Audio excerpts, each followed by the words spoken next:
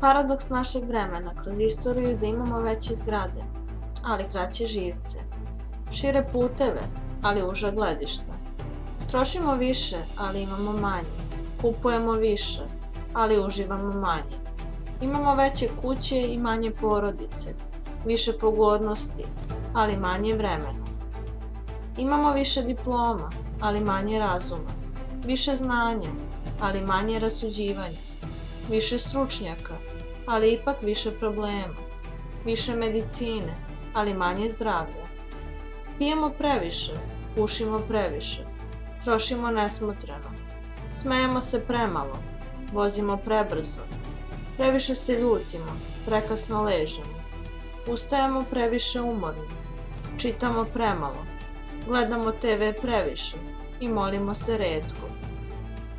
Umnogostručili smo naše imetke, ali smanjili svoje vrednosti. Govorimo previše, volimo preretko i mrzimo prečesto. Učili smo kako da preživljavamo, ali ne i da živimo. Dodali smo godine životu, ali ne i život godina. Stigli smo sve do meseca i natrag, ali imamo poteškoću da pređemo preko ulice i da upoznamo novog komšiju. Osvojili smo spoljni prostor, ali ne i unutrašnji. Uradili smo velike stvari, ali ne i bolje. Očistili smo vazduh, ali zagadili dušu. Savladali smo atom, ali ne i svoje predrasude. Pijemo više, ali učimo manje.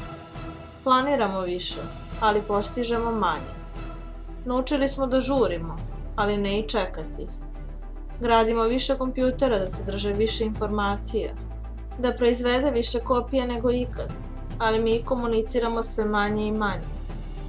Ovo su vremena brze ishrane i sporog varenja, velikih ljudi i sitnih karaktera, brzih zarada i plitkih odnosa. Ovo je vreme kad ima mnogo toga u izlogu, a ništa u skladištu. Vreme kada vam tehnologija može doneti ovo pismo i vreme kad možete odabrati da li ćete ga podeliti s nekim ili samo obrisati. Zapamtite, provedite nešto vremena s vašim voljenima, jer oni neće biti tu zauvek.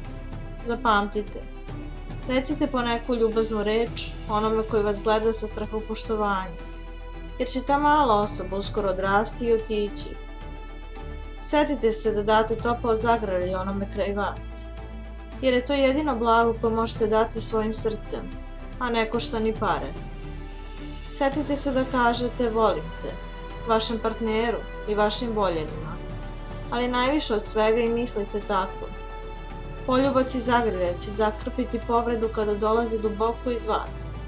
Setite se, držite se za ruke i cenite momente, jer jednog dana ta osoba neće biti tu ponovo. Dajte vremena ljubavi, dajte vremena razgovoru i dajte vremena podeliti vaše misli sa drugima.